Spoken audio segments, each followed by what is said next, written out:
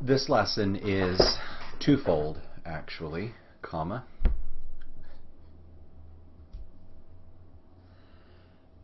I didn't mean to say comma.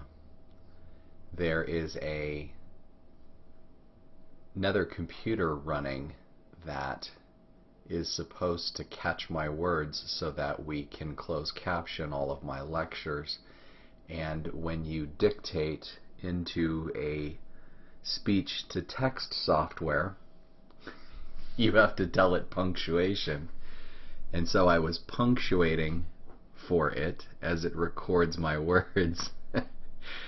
And so there you go. I got caught on that one.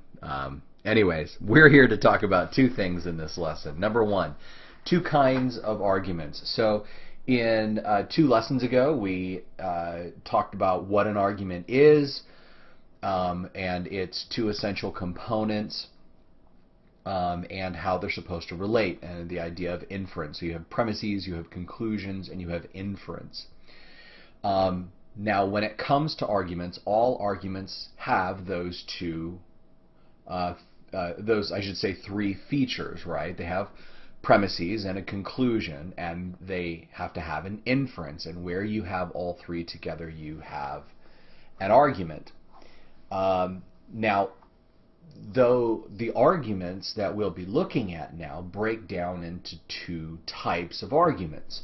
So let's see if we can notice the difference between them. And I want you to tell me which of these arguments doesn't belong. Okay?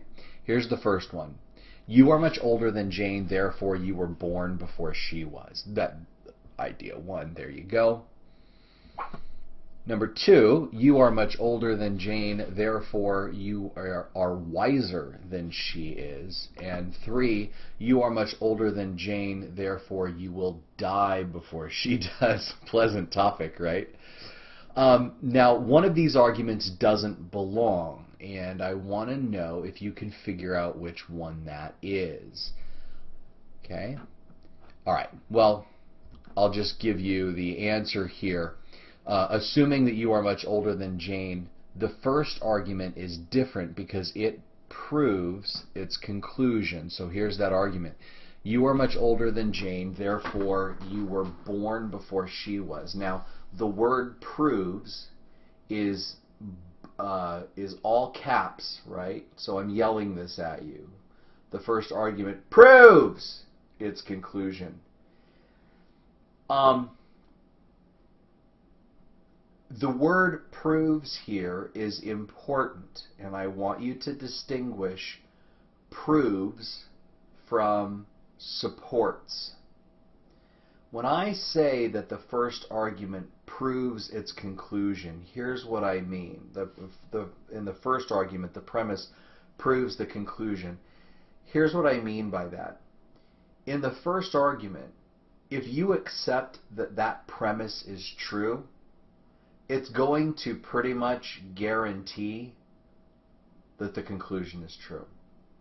In other words, if you accept as true that you are much older than Jane, that's going to guarantee that you were born before she was.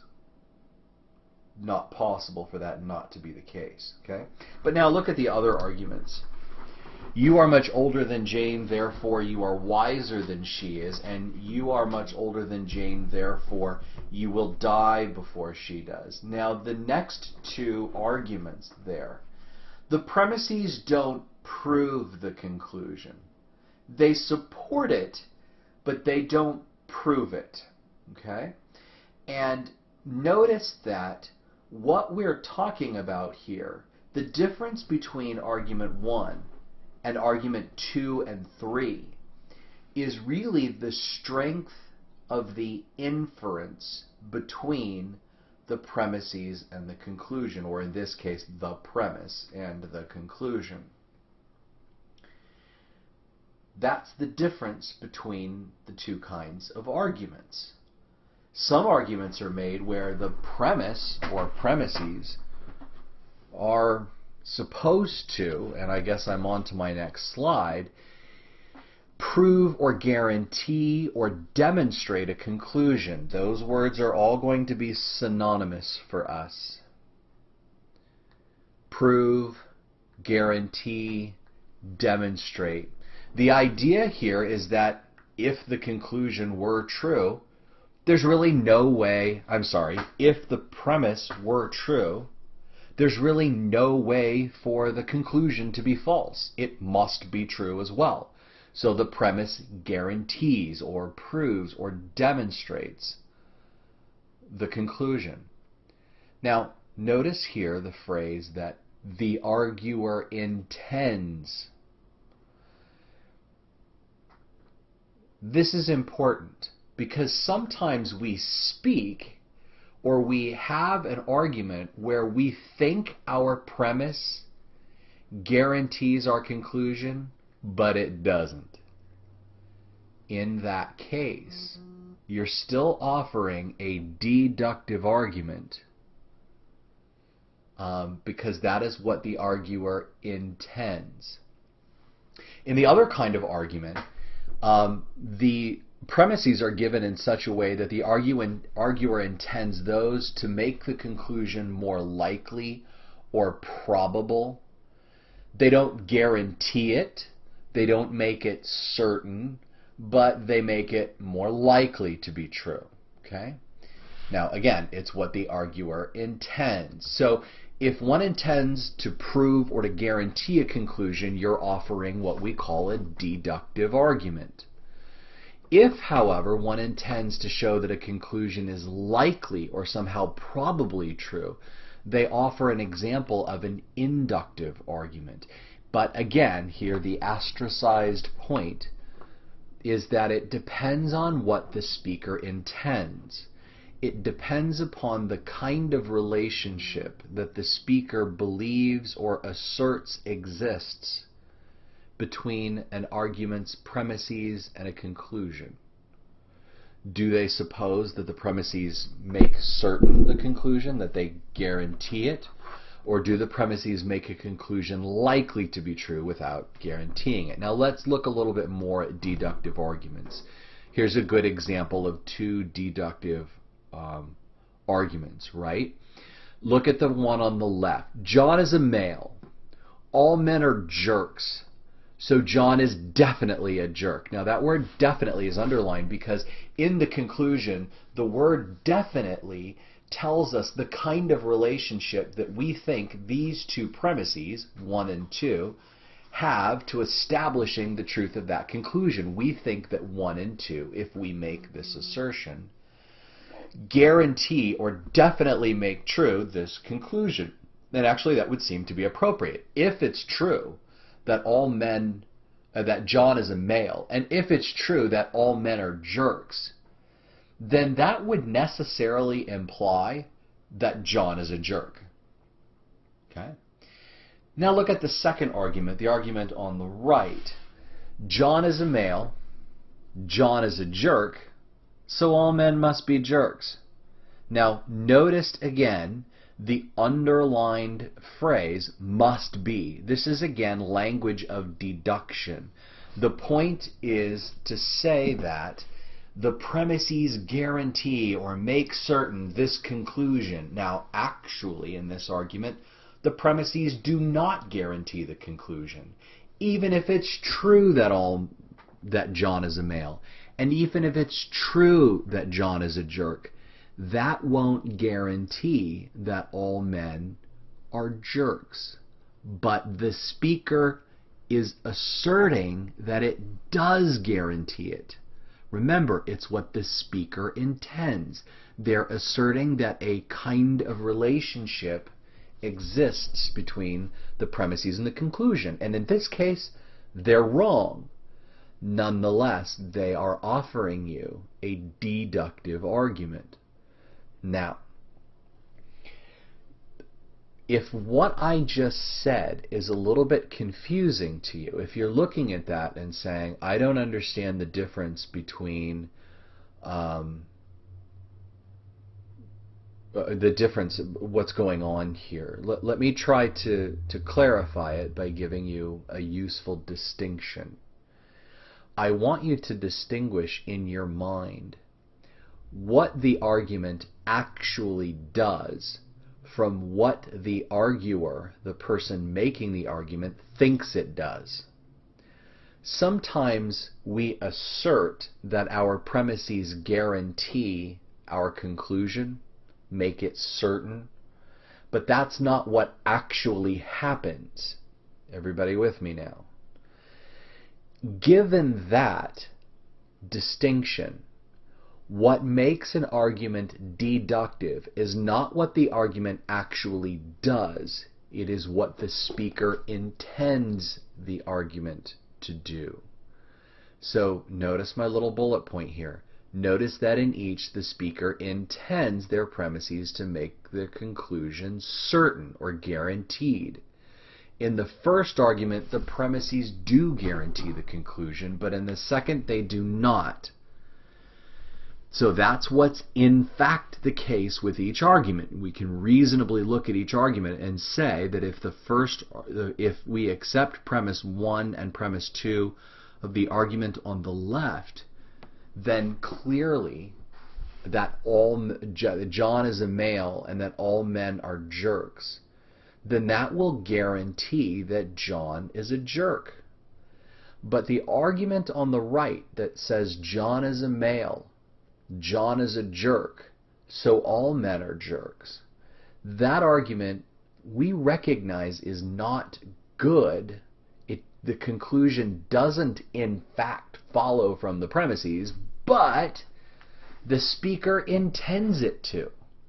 The speaker believes that it does, and we know that because they have asserted that all men must be jerks, which is basically to guarantee it. If I say something must be the case, I'm saying it can't possibly not be the case. By the way, just small caveat here, notice that my conclusions begin with the word so. There's my conclusion indicator word, referring back to the prior lesson. Okay? Alright, so there's that point. Now, remember then, in that, to separate what the argument actually does from what the speaker intends, and a deductive versus an inductive argument is a function of what the speaker intends. Alright. Now, look at this argument. You are much older than Jane, therefore you will die before she does. We're a very morbid class, just so you know. Notice that the premise that you are much older than Jane, it doesn't prove or guarantee or make certain or demonstrate the conclusion. It supports it. So the person making this argument is not probably asserting that the premise guarantees the conclusion. What they're likely asserting, and they haven't made it overt or clear here yet, but what they're likely asserting is that the premises make the conclusion likely, and that's in fact what is the case here in this argument. The premises don't make the conclusion guaranteed, but they make it likely. If you are much older than Jane, odds are you will die before she does. Now, that's not always the case, right? I mean, there are folks who die young, so, you know, we have to accommodate that. And so we recognize that that conclusion will not always be true, but that it does make it true a majority of the time. When we try to support a conclusion in this way, we're using induction. So deduction, guarantee, support, induction. And I mentioned before that I want you to draw a distinction in your mind between proving, guaranteeing, make certain, demonstrate, and then support. Support just means, well, you know, it makes it likely, but it doesn't guarantee it, okay? So with an inductive argument, the premise supports or is intended to support the conclusion without guaranteeing it. All right, so an argument that supports a conclusion when it makes it more likely to be true. So the fact that you are much older than Jane makes it likely that you will die first. Likewise, the fact that you are 10 years older than Jane, I'm sorry, in fact, I'm talking like I'm continuing. Actually, what I'm going to do is elaborate here the idea that notice that if you're 10 years older than Jane, that makes it likely that you will die before she does. But now let's change things up. Let's assume instead that you're not 10 years older than Jane, you're 40 years older than Jane. Now, in that case, if I assert that you're 40 years older than Jane, therefore you will die before she does, I'm making an inductive argument because I'm not saying that it guarantees. I'm saying that my premise makes it likely. But notice the difference between the two premises. The first argument that asserts that you are 10 years older than Jane, conclusion, so you will die before she does, makes the conclusion likely. But the second argument, where the premise is that you are 40 years older than Jane, asserting therefore you will die before she does, that makes the conclusion even more likely. What does that tell us? Well, because the second argument, the premise offers more support for the conclusion, what that tells us is that, by the way, we call the second argument then a stronger argument than the first, because the premise provides more evidence or more support for the conclusion. Inductive arguments are kind of the amount of support given to a conclusion by an inductive argument is I don't want to use the word relative, but it varies. Okay? Some premises will more support a conclusion than other premises, and that's what you see in front of you now. In the first argument, where it says you are 10 years older than Jane, that's your premise. That supports the idea that you will die before she does, but the second argument, where the premise is that you are 40 years older than Jane, that gives even more support to the conclusion. It makes that conclusion even more likely to be true, given the premise. So, inductive arguments are more or less strong. They're strong, stronger, stronger, I don't know, but they're increasingly strong. They never approach guarantee, 100% certainty. They never arrive at that, I should say. They can approach that, but they never arrive at that. The minute that they get to guarantee, now they're deductive. So one of the ways I teach my students to sort of visualize the difference between inductive and deductive arguments is by imagining the two kinds of light switches. Currently in my closet, my wife and I have been redoing our closet, and one of the things I did was install a new light in the closet to make it a little bit brighter so that she can see the difference between pink and purple in the closet, because the other dim light before didn't do that. So I put in a new light fixture, and now one of the things we're considering is whether or not what kind of light switch to use. Now the light switch that is in there is a straight on-off. The light is off, you flip the switch, the light is on, and it's on full. It's either all or nothing with that. That's kind of like a deductive argument. Deductive arguments are either on or off, right? Either the premise guarantees the conclusion or it doesn't.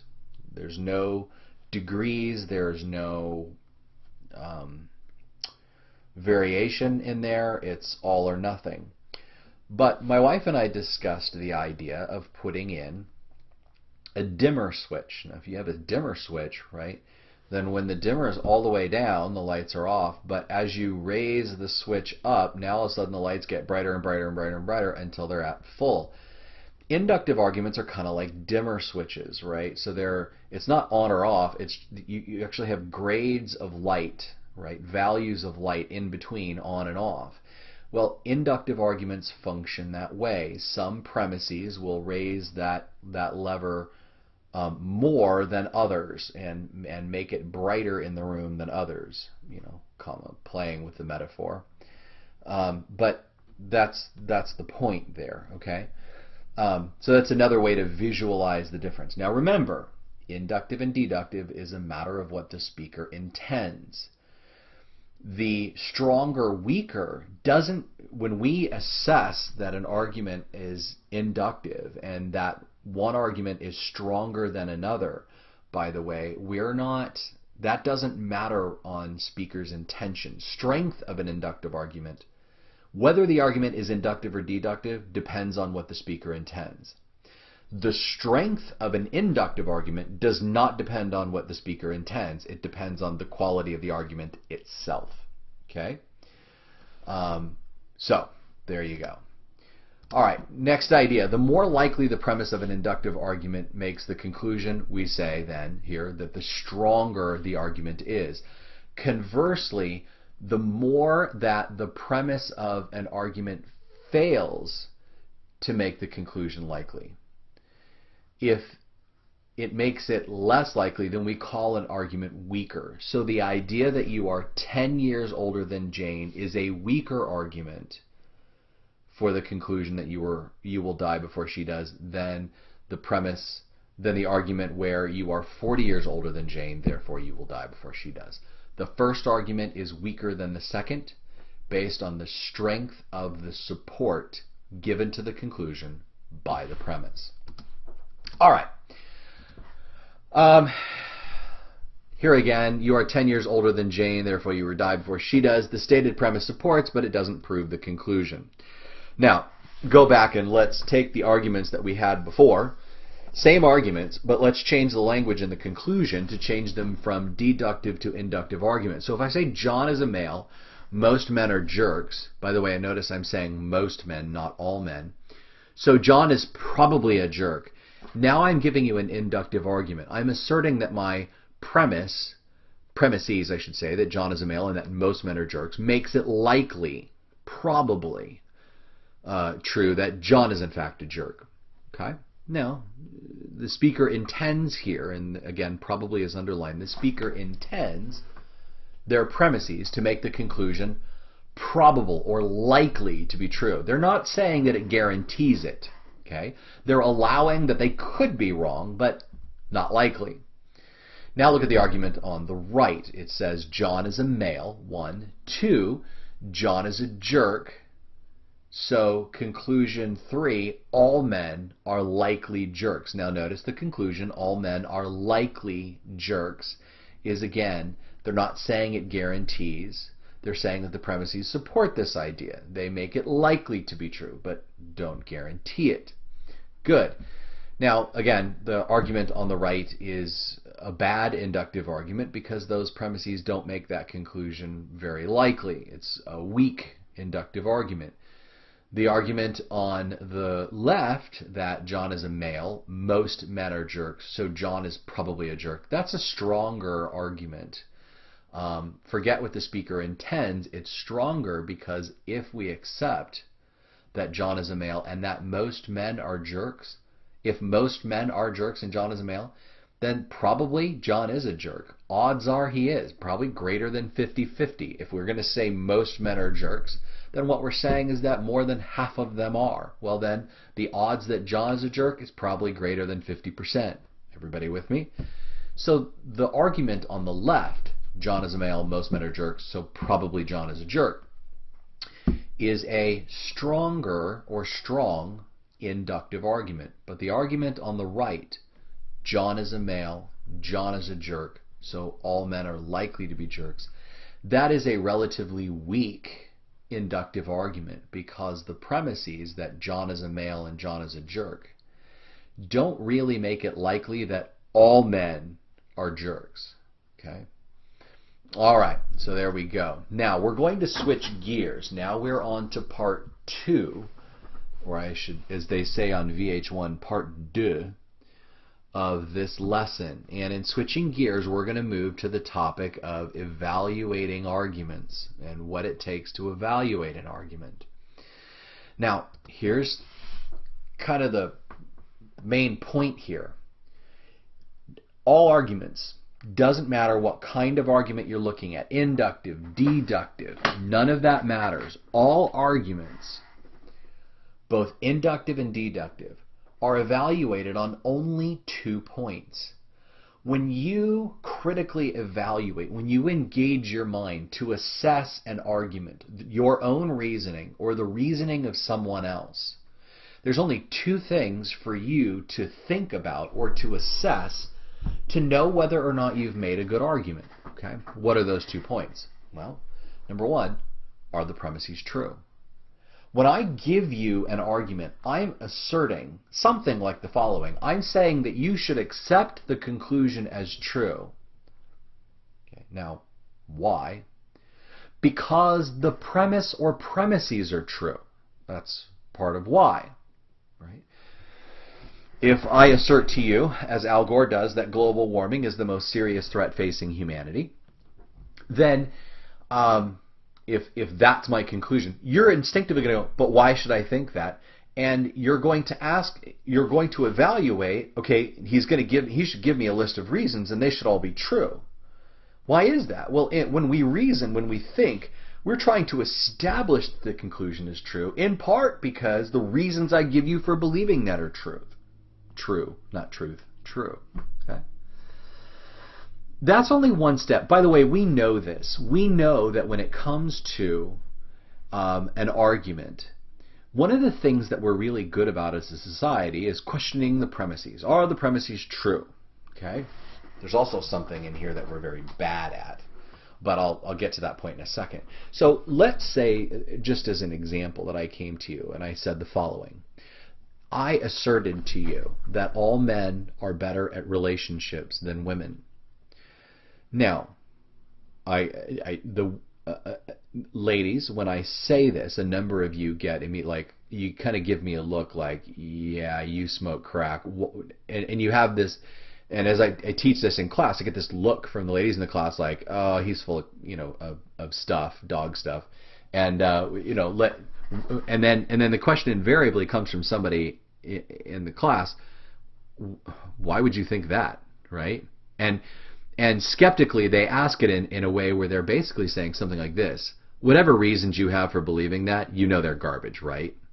Okay, and so instinctively, right, when somebody gives you something to believe, you ask, well, what are the reasons why? And you know that they should be true. And if I come to you and I give you a bunch of reasons that are false, you're immediately going to dismiss my argument. You know that that's not a good argument. Okay, good. Well, then that's the first step. That's what we should be doing when we critically evaluate an argument.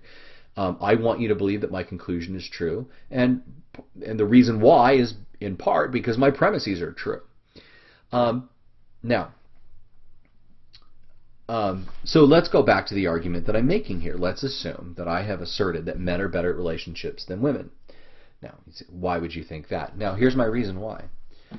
I believe that men are better at relationships than women because, my premise indicator word, because women hold on to grudges longer than men. So whenever a woman is offended by another woman or by another man or by someone, they tend to remember or hold on to that offense longer than men. Men generally don't keep score of personal offenses. Women generally do. Okay, now, there's my premise. Now, ask yourself this question. Is that true? When I teach this in class, and I go through this example in class, there are a number of ladies in class who now stop and go, oh, shoot.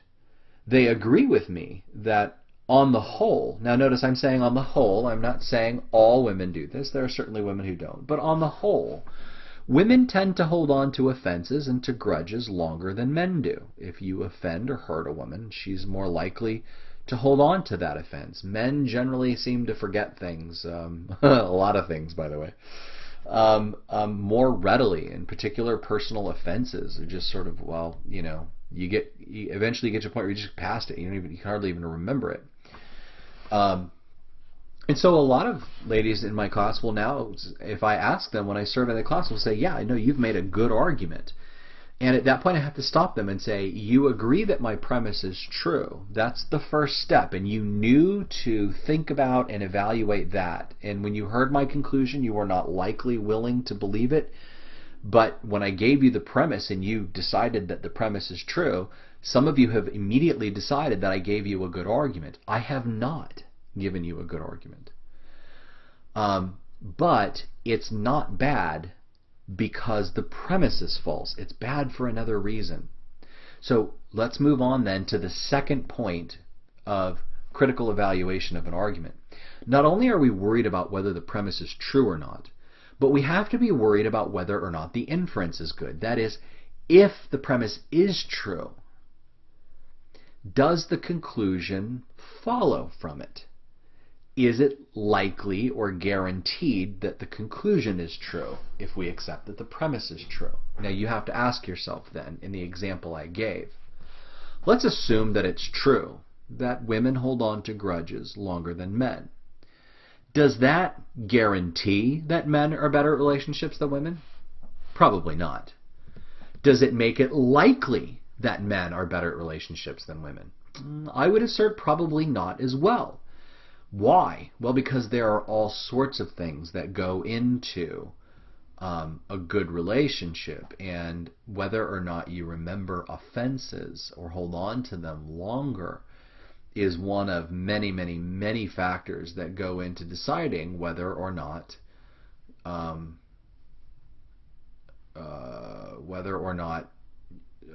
women are. I am blanking right now. I totally forgot my conclusion. Whether or not men have better relationships than women. The fact that, and let's just assume that it's a fact that women hold on to grudges longer, there's a lot that goes into how good we are at relationships. That's one of the things, but there are so many other things that it's hard to say that even makes it likely, that premise even makes it likely that the conclusion would be true. So there you go. All right, so reading from points 1 and 2 under number 2, if the argument is deductive and we're assessing the inference, then the question we want to ask, like I did in my example, is whether or not the premises guarantee the truth of that conclusion. Now remember, we're not deciding whether the argument is deductive or inductive here. We're evaluating it. And when you're evaluating the argument, you're not evaluating what the speaker intends. You're evaluating what's actually there. So if a speaker comes to you and says, you know,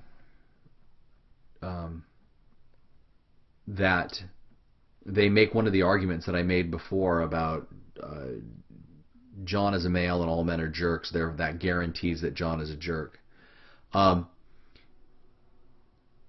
You're assessing now not the speaker's intention, but you're assessing the argument itself, the ideas that are listed there, and the relationship that is there. Forget what the speaker intends. When we evaluate an argument, we're evaluating what's really there in the argument, not the intention of the speaker. And so if the argument is intended to be a deductive argument, then we want to assess whether it really does what they intend it to do. So I'm looking at the argument saying, does the premise or do the premises guarantee that conclusion? If yes, then you have a good deductive argument. If no, you have a bad argument. Okay? Then it fails the second test. If the argument is inductive, if the speaker has offered you an inductive argument, or what they take to be an inductive argument, then when you assess the argument, not their intention, but the argument itself, we want to ask, do the premises make the conclusion likely to be true? Okay? All right, let's keep going. So when we're evaluating arguments, okay, we're going to use certain vocabulary to describe our assessment of arguments, okay? And so the first term of assessment we're going to open up is the term valid. You see it in bold there, V-A-L-I-D. An argument is considered valid if it is not possible for the premises to be true and the conclusion to be false. This valid is an assessment term used for deductive arguments only, and it assesses the second step, the inference of the argument, not whether the premises are true, but whether the inference is good. So if it is not possible for the premises to be true and the conclusion to be false, then the argument is what we call valid. Now look at this argument. You are much older than Jane, therefore you were born before she was. Okay. In that case, Notice that if the premise is true, it's not possible for the conclusion to be false. If it's true that you're older than Jane, it's not possible for you to not have been born before she was. You must have been born before she was. And so this argument is valid. Okay? All right, so more on deduction. Notice that when we evaluate the arguments for the inference, we are evaluating the inference separate from whether or not the premises are true. There are 2 points of evaluation. Are the premises true? And is the inference good? Now, those are separate points. We do not handle the two together. It is entirely possible to have an argument that passes one test and fails the other. You can have an argument where everything that is said is true, but the inference is bad. You can have an argument where everything that is said is false, but the inference is good. Let me give you an example of the first, where everything I say is true, but the inference is bad. Today is Monday. I am going to prove to you that today is Monday. The day that I am recording this is a Monday. Okay, I'm going to prove it. Ready? And that is true. You have to take my word for it, but that is true. Here's my argument. Okay? I have 2 pencils on my desk. That's premise 1. The sun is currently shining. That's premise 2. My sister went to USC. That's premise 3. I'm going to give you one more premise just to tie it all together. My phone is not currently ringing. You don't hear it, do you? Because it's true. My phone is not currently ringing. Therefore, today is Monday. Now, if you hear that, everything I've said is true, but notice the premises have nothing to do with the conclusion. The premises that I have given you are irrelevant to the conclusion, aren't they? So that argument passes test number 1, everything is true, but it fails test number 2, the inference is bad. The truth of those premises doesn't guarantee or even make it likely that today is Monday. Why? Well, they're irrelevant, right? The test number 2, oftentimes for students, I will refer to as the relevancy test. It's a test of the relationship between the premises and the conclusion. The relationship needs to be really tight, okay? Not just, well, no, I won't make that joke. There's a joke in there, but I'm going to leave that one alone. It needs to be a very solid relationship, more than just on the same topic. It needs to be that the premises would make the conclusion likely or even guarantee the conclusion. Now let me give you an example of an argument where everything I say is false, so it fails test number 1, but it passes test number 2 because the premises are relevant to the conclusion. Okay? Here's my argument. All unicorns live in England. Jax is a unicorn. Therefore, Jax lives in England. Now, when I say Jax, I'm referring to the creature, the animal that lives in my home that we received when he was a newborn, 8 weeks old, and have raised in our home. Now, that creature is not a unicorn. That creature is a dog. It's a Jack Russell. So premise 2 is false. It's also false that all unicorns live in England. Premise 1 is also false. Why is that false? Well, because there are no such things as unicorns, so they don't really live anywhere, do they? And even if there were unicorns, it's not true that they all live in England. I think unicorn folklore has them living throughout Europe. But whatever, okay? It's false. But now notice something. The inference is good. Why? How can I say that? Well, here's how. Because if it were true, just imagine that it were true, that all unicorns lived in England, and assume that it were true that Jax is a unicorn. If Jax is a unicorn and all unicorns live in England, then that would guarantee, that would make certain that Jax lives in England. The inference there is good, not because the premises are true or false, but because if they were true, they would guarantee the conclusion. Now look at my note under deduction.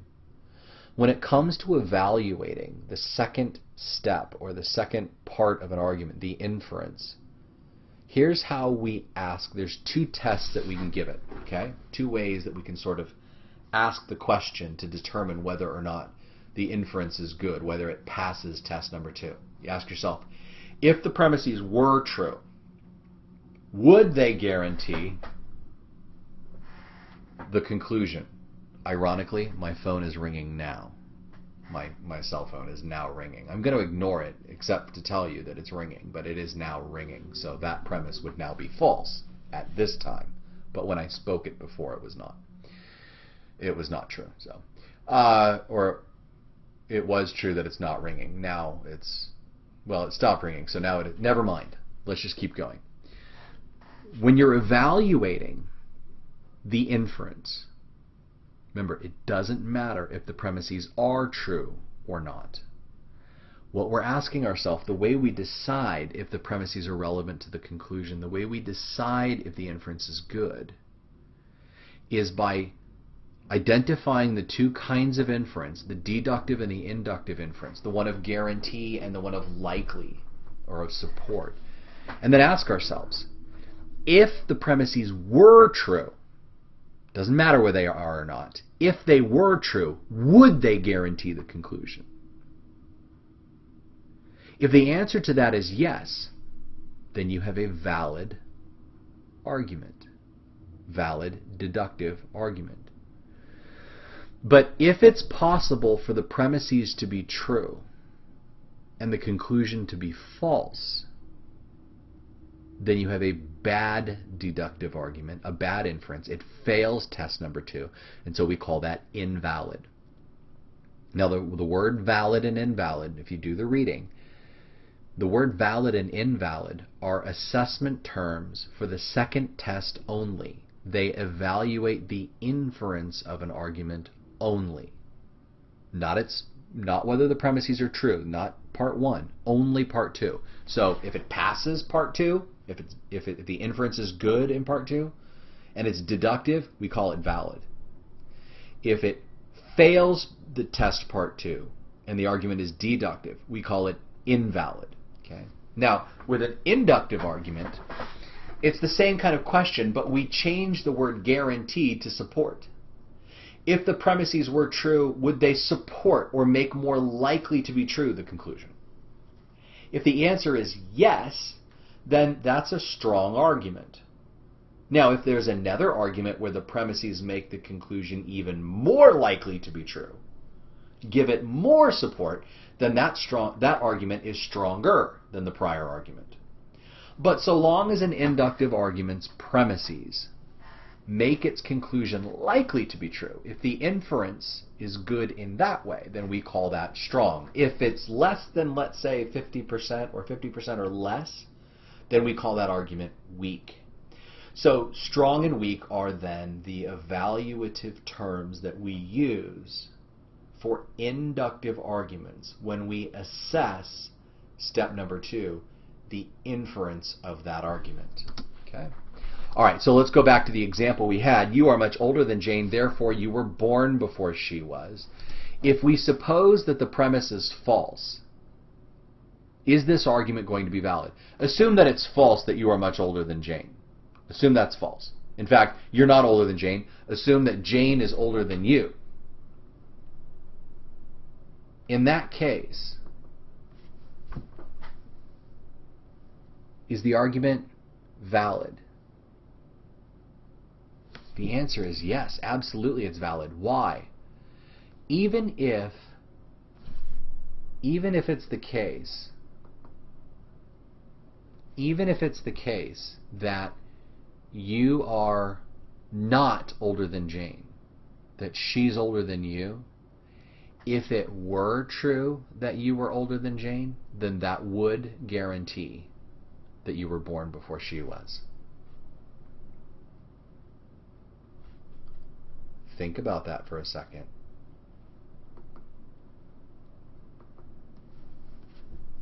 Just think about that for a second. It doesn't matter what's true, what is actually the case here, whether that premise is true or false. What matters is, let's assume that it is true. Even if it's absurd, assume that it is true. Unicorns don't exist, but if they did, okay? You're not older than Jane, but if you were, then that would guarantee that you were born before she was. So this argument is valid, okay? It is a good deductive argument. It's a valid argument, okay?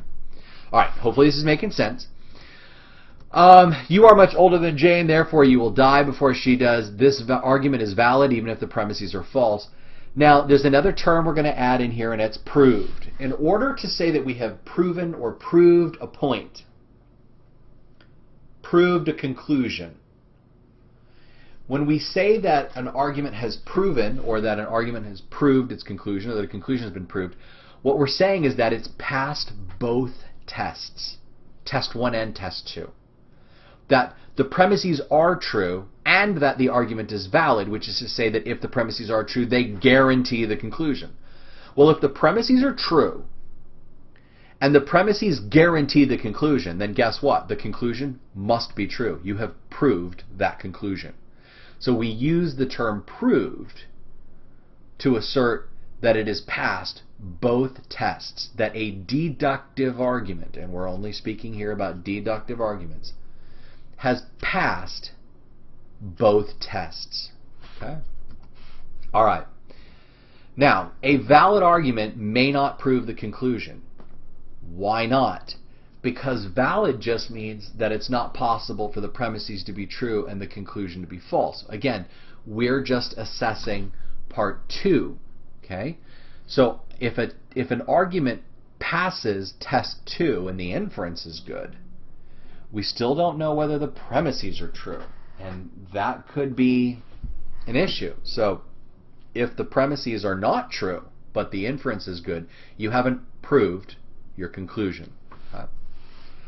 All right. To prove a conclusion, the premise of the valid argument must be true. And in fact, not just the premise, but all premises must be true. No matter how many premises an argument has, they must all be true. Whether it's 1, 10, 20, 50, 1,000, they must all be true for a conclusion to be proved. Okay? All right. Now, we have a special word for an argument that proves or demonstrates its conclusion. We call it sound. So if you hear me say that an argument is sound, I am asserting that it has passed test 1 and test 2 and that it has proved its conclusion. Okay? So sound. If it fails either test, okay, we call it unsound, but we'll get to that in a second. A sound argument proves or demonstrates its conclusion. So if an argument passes both tests, a deductive argument passes both tests, test 1, true premises, test 2, good inference, proven conclusion, then that argument is what we call sound. If it fails either one of the 2 tests or both, it is an unsound argument. Okay? All right. When we try to prove or demonstrate a conclusion, we use deduction. We know this, right? A deductive argument attempts to prove a conclusion. It's valid if it's impossible for the premises to be true and the conclusion to be false. Remember, valid assesses the inference only. Okay? If it's valid and the premise is true, then we also call that argument sound. A sound argument then proves its conclusion. All right. So that's it for that lesson. Okay?